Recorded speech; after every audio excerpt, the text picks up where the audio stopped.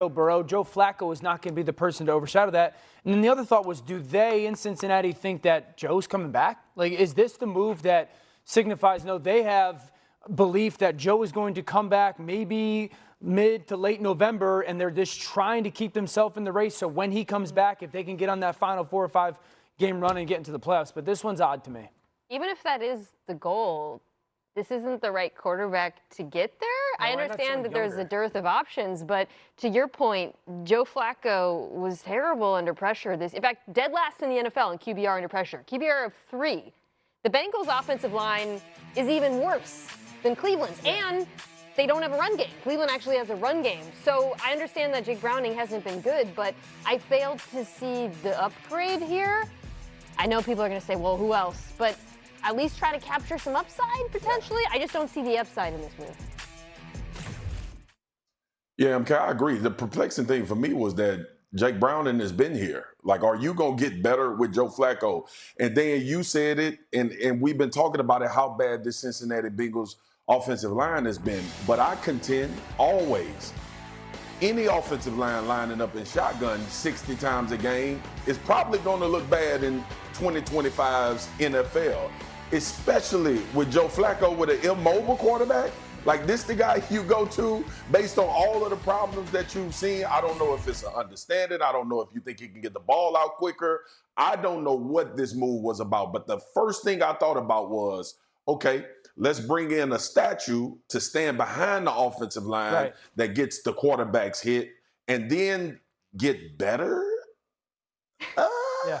I don't know why. I don't know why it's not a younger, more athletic option. Now, maybe they did in their defense. Maybe they made some calls for a younger player that's maybe a little bit more athletic to try to mitigate it. But this move doesn't feel like it's a upgrade remotely from Jake Browning. I know Jake Browning's turned the football over, but at least he's way more mobile. Yeah, I would have. I mean, look, man, mobility, it's better, but I would have. This should have been Jameis Winston. Yeah. Or even Russell Wilson. Curious. I just don't get the Flacco part of it. I don't get it. Well, okay, from the Brown side of things. We down on this one, y'all. After trading Joe Flacco, we're perplexed. To the Bengals, Dylan Gabriel, Shedeur Sanders are the 2 remaining quarterbacks on the Browns roster. Dylan Gabriel showed some promise even in a loss. Bailey Zappi is on Cleveland's practice squad. That's that. Let's move on. Let's go back to last night because this is a whole lot more fun than that conversation. All right, Patrick Mahomes, the Kansas City Chiefs, taking on Trevor Lawrence and the Jacksonville Jaguars. Third quarter, Jags trail 14-7. Lawrence launches a pass to Travis Hunter. What a catch. Ridiculous job by Travis Hunter of just tracking the football. That was like that athleticism, that ball skill, the instincts that we often talk about with athletes. That's a very special, very difficult catch. And how about Lawrence here? It felt like Spags didn't have a great plan for the running ability of Trevor Lawrence in this game. Yeah, really good job. A couple times he saw seams and did not hesitate, put his back foot in the ground and took off. And the game is tied late third quarter. Mahomes throws an interception. Devin Lloyd runs it back for the pick 6. He had 2 interceptions the week before, Mina.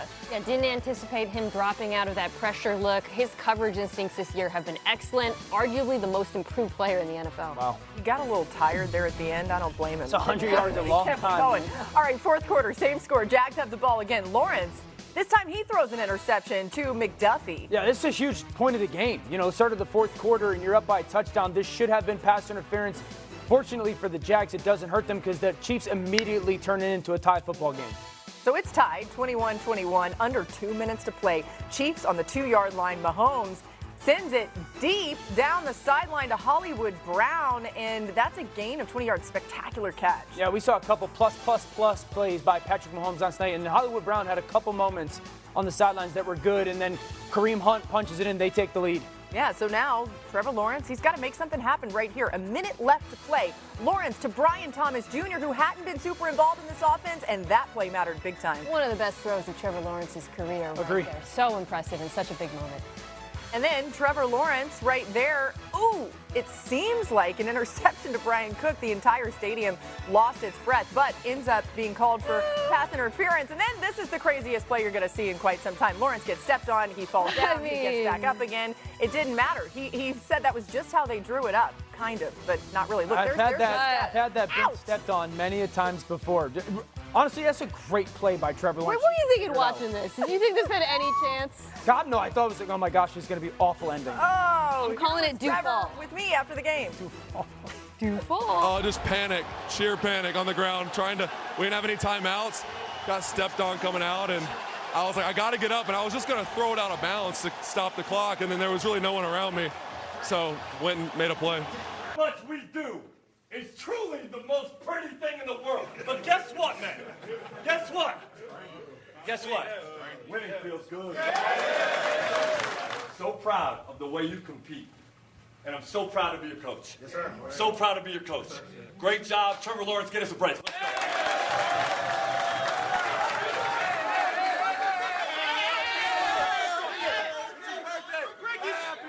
Sheer panic on the ground, we didn't have any timeouts, got stepped on coming out, and I was like, I got to get up, and I was just going to throw it out of bounds to stop the clock, and then there was really no one around me, so went and made a play. What we do is truly the most pretty thing in the world. But guess what, man? Guess what? Guess what? Winning feels good. So proud of the way you compete. And I'm so proud to be your coach. Yes, sir. So proud to be your coach. Great job. Trevor Lawrence, get us a break.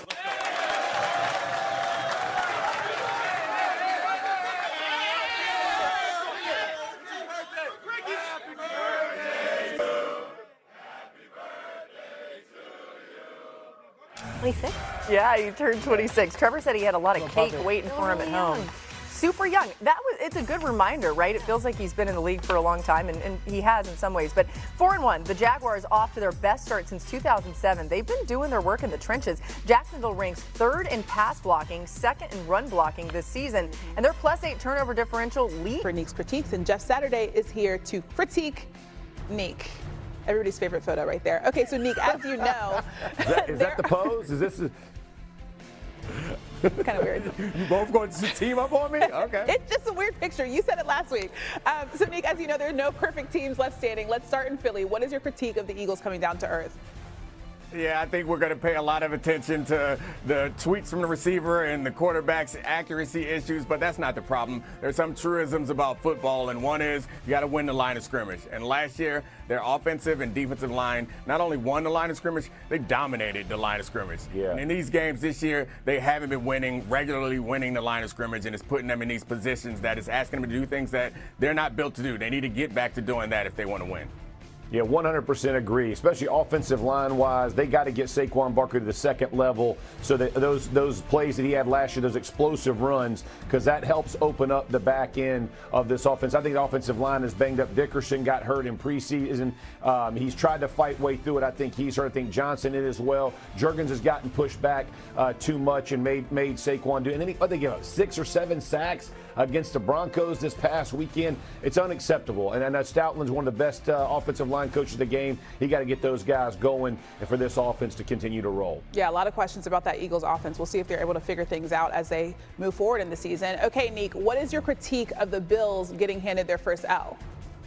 Yeah, I mean, they let Stephon Diggs come in there and have a revenge game on their face. It was unacceptable that way. Diggs is a special player, and he had 100 yards last week, and it's not as if the Bills don't know how good he can be. The issue is not that he had some catches or he had some plays early. The issue was they didn't want to respect him the entire day. Like, he was clearly the go-to guy. He was making plays, and at no point did they adjust their coverage in any way to show Diggs the respect that he was demanding, and it ended up making them pay in the end. Yeah, and I'll go a step further. I think that the Bills, from a defensive perspective, without Ed Oliver, they have a hard time. They were chipping the ends, like Will Campbell, the 4th pick in the draft for the Patriots, did a nice job. But you saw them all night. They were not going to let the Bills' defensive ends dictate what was going to happen in the game. It gave Drake May a lot of time, which allowed for those routes to open up for Diggs to do what he does. I know he likes to call him the QB whisperer, but it all starts up front. And when you protect Drake May, he can make things happen. That's what they did. Yeah, that quarterback is looking really good out there. Okay, Neek, we still have a winless team in New York. It is the Jets. What is your biggest critique of their season so far? I mean, everything, but if you would ask me to narrow it down, one of the things that is a problem is they're not playing good defense, especially early. The way this team is constructed is they need to be in these tight games to allow them to have the run-pass option. In the game this weekend, they gave up points on 4 of the 5 first drives, the whole first half, and it's 23-3 at halftime. The game is over. Justin Fields is not that quarterback, and his offense is not constructed in a way that they can eliminate the run threat and still win. Yeah, I'd say this from a defensive perspective, they blitz all the time, but they don't get home. I think they're ranked 32nd in pressure rate even when they are blitzing. If you're going to blitz and put everybody on the back end at risk, you got to get home, and they're not getting home enough. So either reconstruct what you're trying to do on the back end and protect those guys, but man, it's feast or famine, and everybody's feasting on you. At some point, you got to figure we got to do something a little different to make this happen. Too many explosive plays for the Jets to give up defensively, and to Neek's point, your offense isn't built to score like that. Okay, well, what a beautiful week it's been. You guys agreed on everything. I love that, including the fact that that picture is very weird. Neek, where is that picture from? Is it you? We'll is it actually you? Yeah, it's me. I remember somebody took that picture. It was like a random picture. It's not me on set. It was like in a conference room in the old building. It's terrible. Hey, man. What's wrong with Hey, AI, bro. That thinks you AI. That was AI. That would make you. That's what you're supposed to That's say. a real picture. You got to have some AI, dog. They didn't put me like that. Come on. Be It's better. not really him. We need to get the AI. AI need to highlight this hairline. I would like a new picture next week with a more impressive hairline. Put some more muscles in my bicep. Let's get this. There you go. Don't worry, I'll work on it. I'm the AI master. Thanks, guys. She really is. She just had someone like attack me in studio. Hockey back, NHL tripleheader, ESPN coverage starts the point, 4 p.m. East. Where's the hockey music?